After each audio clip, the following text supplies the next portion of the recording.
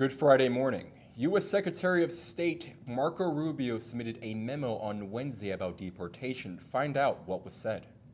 And the Immigration and Customs Enforcement Agency recently made a controversial post. Find out what was said. And a Russian-American ballerina was freed in a prisoner swap. Find out how. Get the coffee ready and open up those eyes because you're waking up with Cardinal weather. From Ball State Unified Media, you're waking up with Cardinal weather, live from the Ball State Weather Center. Good Friday morning to you. You're waking up with Cardinal weather. I'm D.M.R. Robinson. And I'm Daniel Huber. A newly released memo outlines evidence to support the deportation order of a Palestinian activist and a Columbia University graduate.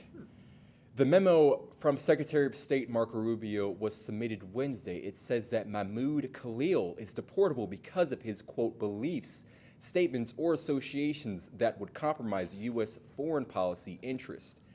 Rubio's memo is the government's response to a request from immigration judge to show evidence to support Khalil's deportation.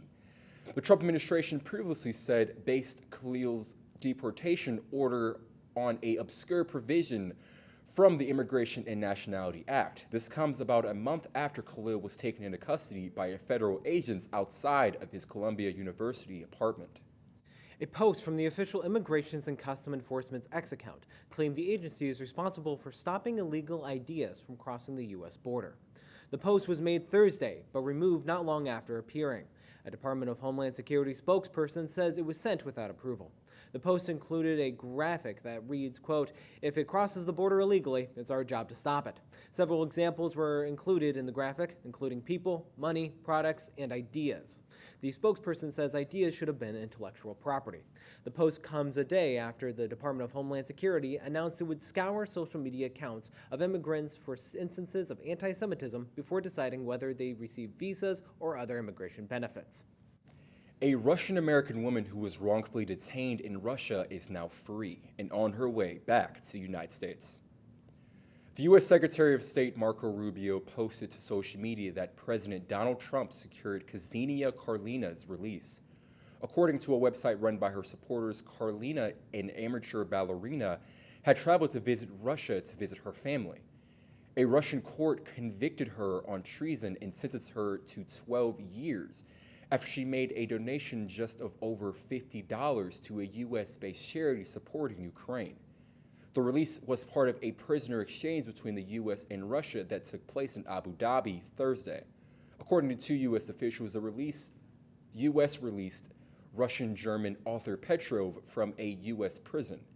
The swap comes as the two sides continue to build confidence and seek to find a better way to end the war in Ukraine. And a little nippy walking into the studio today. Wasn't the best, a little cold. I hope it isn't the rest of the day like that, because wouldn't be the big fan. But let's toss it over to Aaliyah with local weather. Thank you. We do have more spring-like temperatures coming our way, but it was pretty chilly on our walk to the newsroom this morning. Only 37 degrees here in Muncie, 38 in Indianapolis, 42 in Terre Haute, and 41 down in Bloomington. These are pretty chilly temperatures. However, this weekend we should be experiencing more spring-like temperatures. Let's take a look closer to our viewing area. We are all pretty much in the upper 30s to low 40s, so a lot chillier than we should be experiencing this weekend.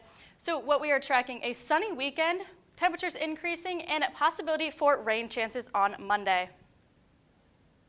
Thank you, Aaliyah. Coming up, find out how President Trump's tariffs will impact the middle-class Americans. That's after your weather now.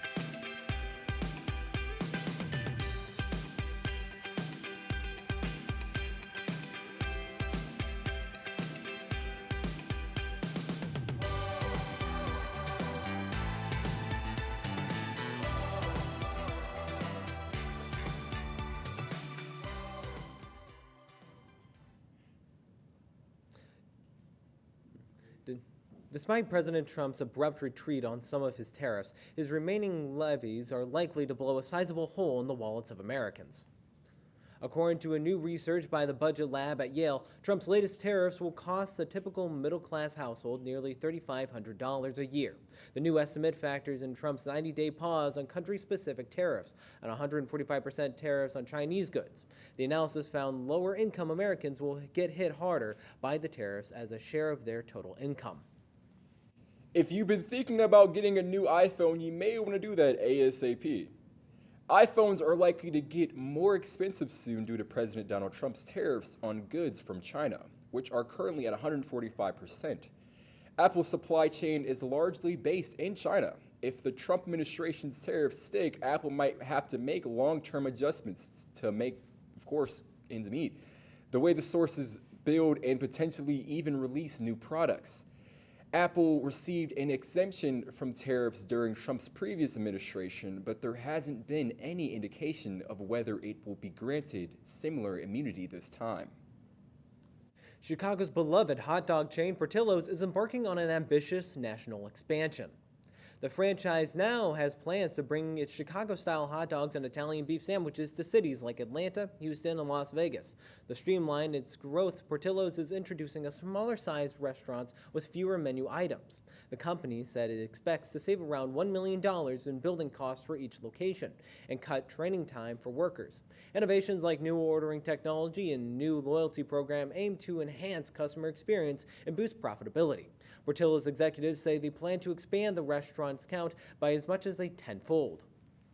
You know, we talk about, cities like Atlanta, Houston, Las Vegas. They have great weather. Yeah. I wish some of that weather kind of came up here. Yeah, we're gonna see taking a look at those national temperatures right now. Much warmer out to our west. You're gonna see 67 in Las Vegas, 58 in Los Angeles, 42 in Denver, only 37 degrees here in Muncie. We're gonna see a warm up as you go into the day later today. 94 degrees out in Las Vegas, 78 in Denver, 58 in Kansas City, 80 degrees down in Dallas-Fort Worth. So much warmer out to our west compared to where we are here in the east, and you're going to see it with the 6 to 10 day temperature outlook.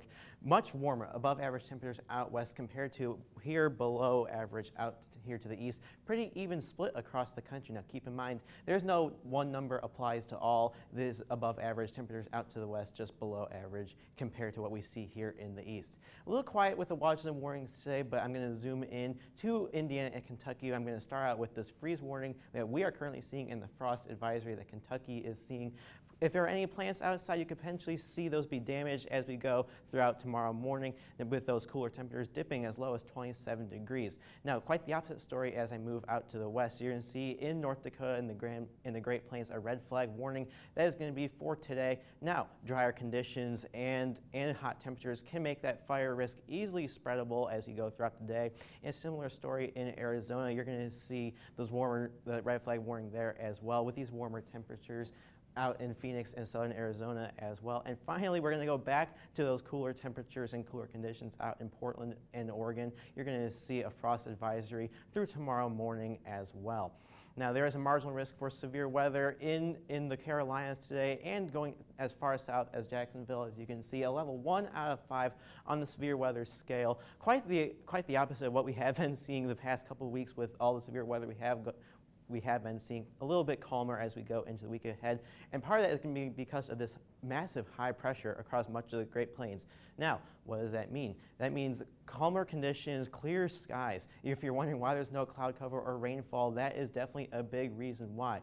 Quite the opposite story as you see over here to the east. A low pressure system is going to be bringing some rainfall into the Carolinas, and I'm going to track that out right now. You're going to see that rainfall is going to be starting up at 11 a.m. Those heavier pockets of rain are represented by those yellows and oranges within that green. Now that rain is going to keep moving up to the north, and you're going to see it encounter a colder air mass and transfer into a wintry mix and even snow around New York City and Westchester County there in New York. Now this can be a little messy for heavily populated areas, and then you're going to see that continue to move out by Saturday evening, leading to calmer conditions as we go into the weekend. So after a lot of active weather within the past week, at least we're calming down here finally. Thank you, Joe. Coming up, find out how a local shop is changing Dungeons & Dragons for Muncie. That's after your Weather Now.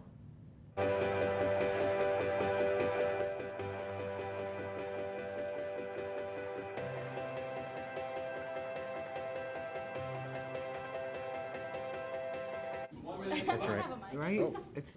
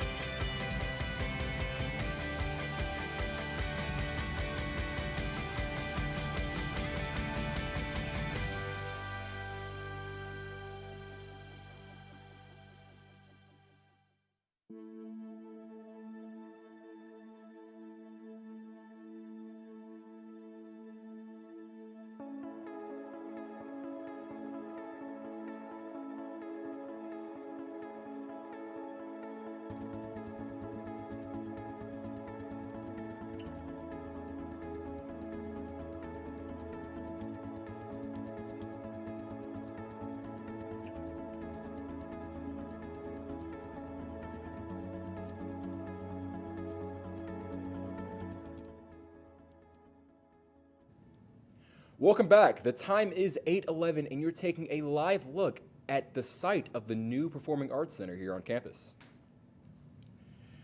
Dungeons & Dragons is one of the most popular role-playing games in the world.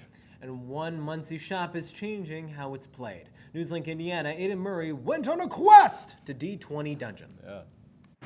If you're a fan of high fantasy and board games, then you most likely know about Dungeons & Dragons, a magical game that allows players to take on roles and opportunities that transform them to a magical world. Whether that be a wizard, knight, or dragon, players have the opportunity to do whatever they want. And here at D20 Dungeon, they make the magic of the game come to life. We get a lot of foot traffic, a lot of people who want to stop by, mainly because of the dice on the roof. And it captures a lot of attention, and people are always wowed by it. We get the wow factor because it is a unique space and it is kind of cool. The dungeon was a passion project that opened in October of 2024. Connor was inspired to start the project after joining a group of friends on their D&D campaign and wanted to create a place that would not only enhance the player experience, but also provide something that could give back to the community. Inspiration for the dungeon not only came from his friends, but also from the rising popularity of D&D thanks to the success of groups like Critical Role and Dimension 20. Walking down the eerily lit stairwell to the basement, players are transported to a completely new world. I wouldn't do this if I didn't do it for other people. I did this as a passion project because I knew it was something that I would enjoy, but I also knew that there were plenty of people in the community that could use it or would want to use it. The basement takes players into a fantasy-styled tavern, complete with decorations that range from quest memorabilia to incredible artwork. Behind two large wooden doors sits the interactive game room, where players are immersed into a magical world using special software, artificial intelligence, and color-changing lights.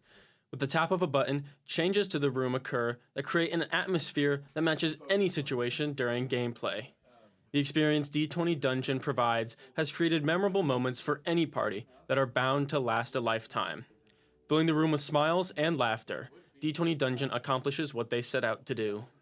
Using those extra additive things gets people for 2 hours to escape their lives and have an adventure where they're not thinking of their own problems, own woes, own responsibilities. Not only does D20 Dungeon enhance the player experience of Dungeons & Dragons by creating an immersive atmosphere, it also creates a safe haven for our scattered community to come and share their passion, rolling the dice and creating some magic of their own. In Muncie, Aiden Murray, Newslink, Indiana. If you want to go adventuring with some of your friends, the D20 Dungeon may be what you're looking for. Blue Origin has a historic human spaceflight launching on Monday from Texas. And the crew in the new Space Shepherd rocket 31st mission will be all women. The 6 women going up includes journalist Gayle King, music artist Katy Perry, Jeff Bezos' fiancée Lauren Sanchez, film producer Carrie-Anne Flynn, and a pair of scientists. It's a fully autonomous 11-minute journey above the internationally recognized boundary of space. The crew will experience weightlessness and witness the views of Earth through windows. This is the first all-female flight since Valentina Tereshkova's solo flight on a Soviet spacecraft since 1963. The Academy of Motion Picture Arts and Sciences is adding a new Oscars category for stunt design. The CEO of the Academy says stunts have been an integral part of filmmaking since the early days of cinema. The inaugural awards would be for films released in 2027. More than 100 stunt professionals and members of the Academy's production and technology branch. The last new category the Academy created was for achievement in casting.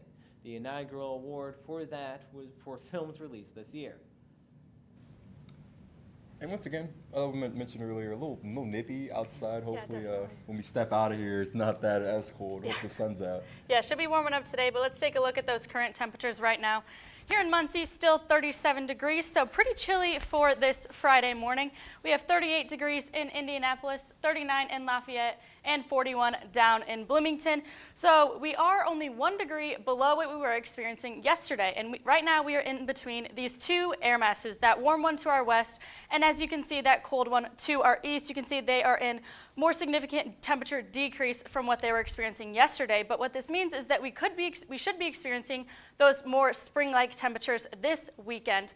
So today's high, 51 degrees, so we are still below our average for this time of year, but like Joe was saying earlier, with that high pressure, we should have warmer temperatures coming in, so more spring-like temperatures for the weekend. Winds coming from the northeast at 10 miles per hour and gusts up to 20 miles per hour. Quite a bit of cloud cover today with a mostly cloudy day overall. You can see these clouds rolling in. However, those will clear out for a mostly clear evening overall.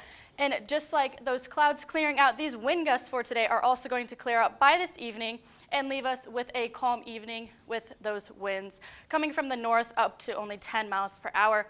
However, tonight we do have a freeze warning, which this means there's a possibility for frost. So if you have plans tomorrow, make sure you prepare a little early in the morning to scrape that ice off your windshield.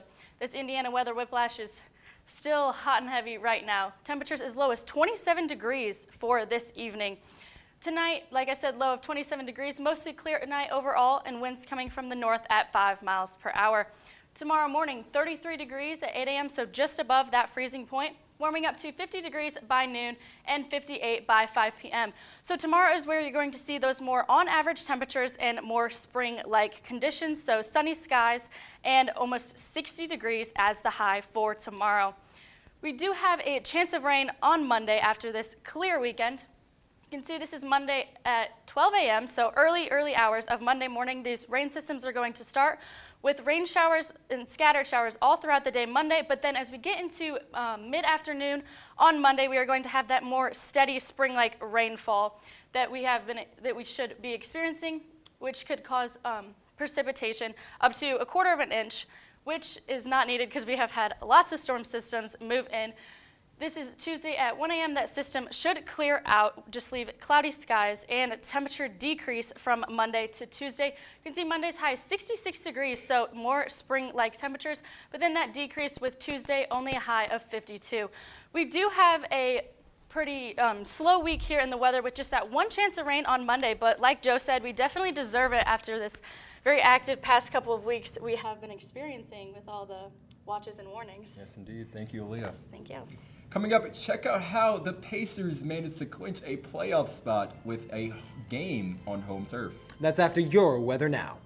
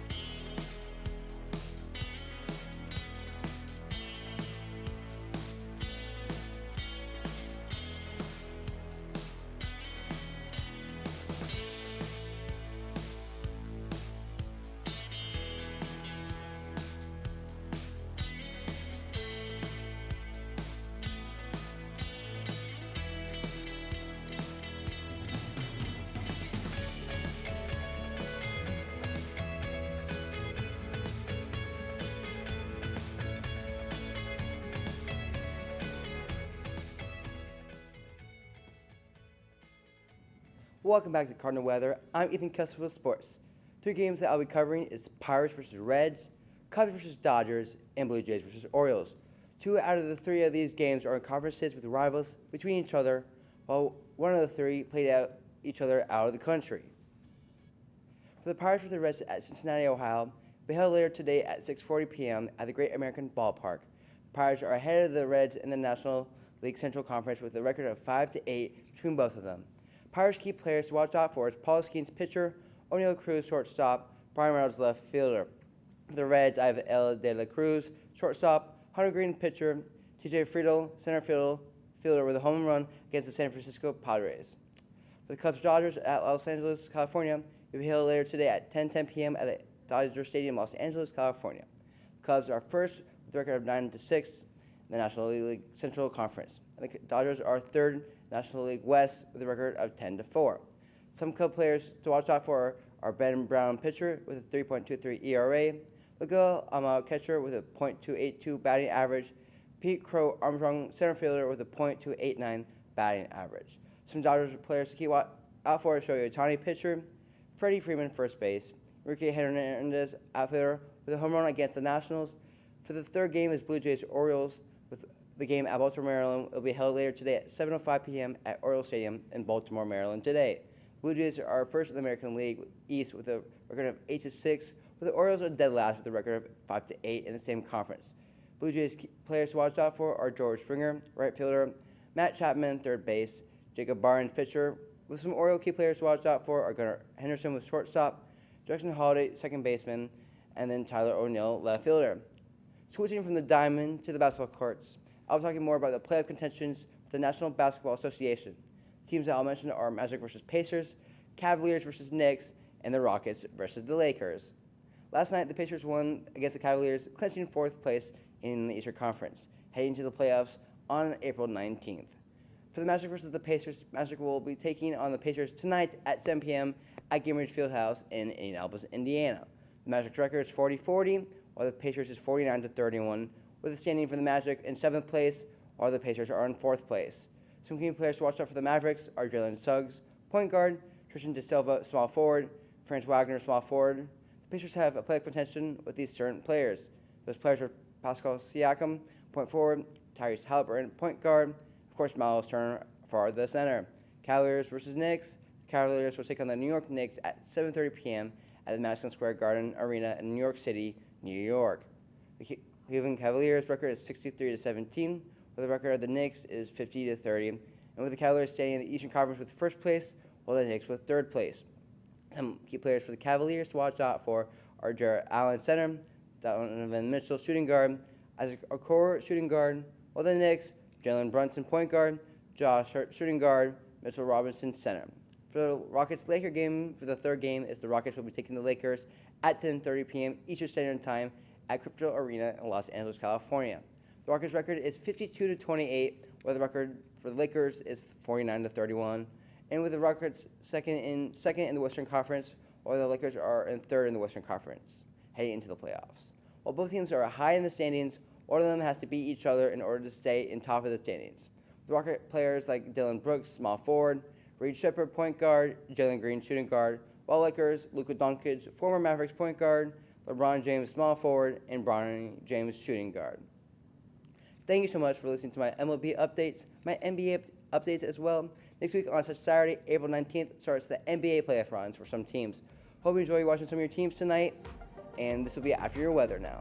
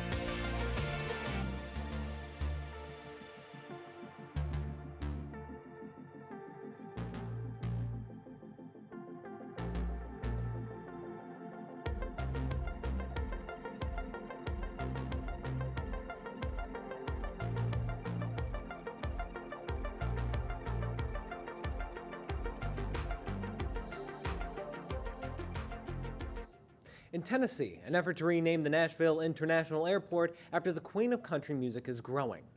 So far, more than 50,000 people have signed a petition in favor of renaming it after Dolly Parton. The petition got started after lawmakers introduced a bill to rename the airport after President Donald Trump. But those who support this petition say it's only fitting for the airport to carry the name of a remarkable woman who represents the best of Tennessee.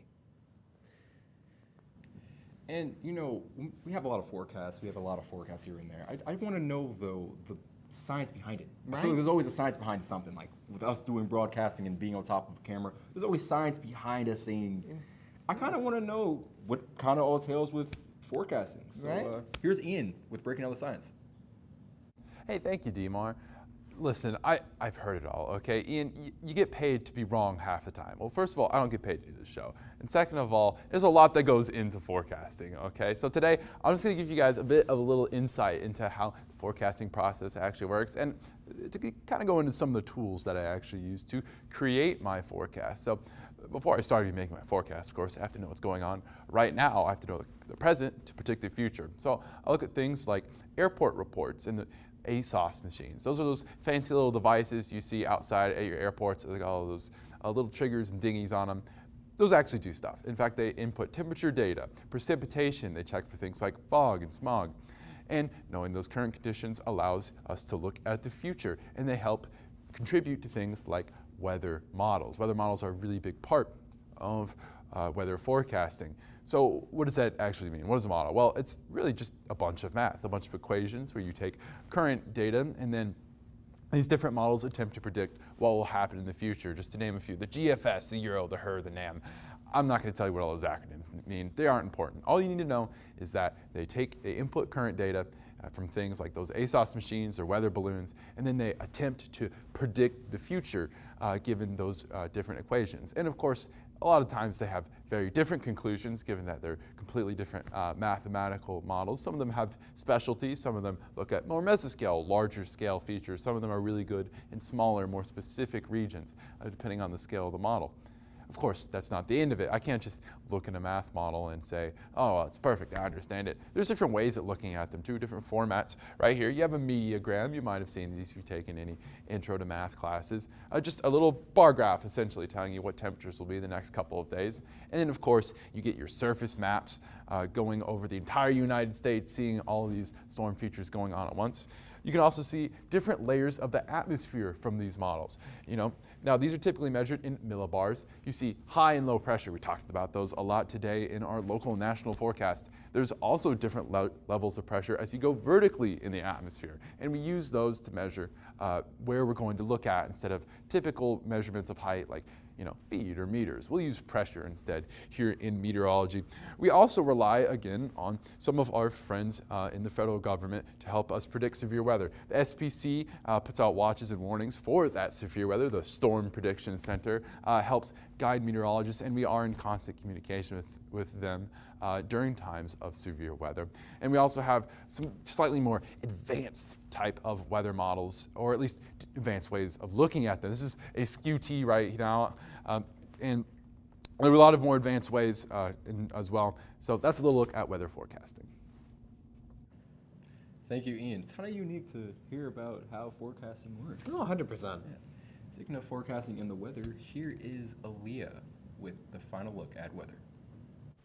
Yeah, let's take one last look at that 7-day forecast. Like I said earlier, pretty slow week here for the weather with that chance of rain on Monday, 40% chance of rain with mostly cloudy skies. However, that high on Monday, 66 degrees. So you can see those temperatures increasing as we go throughout the weekend, and that peak temperature on Monday of 66. However, those temperatures do decrease between Monday and Tuesday, but those lows are staying above that freezing point after that frost warning tonight. So I'm pretty excited to not scrape my car for the next 7 days. Sounds like we're in for a treat. Thank you, Aaliyah. Thank you. And that's all for Cardinal Weather this Friday morning. Thank you for joining us. We'll see you next week. Have a great rest of your Friday and a fantastic weekend.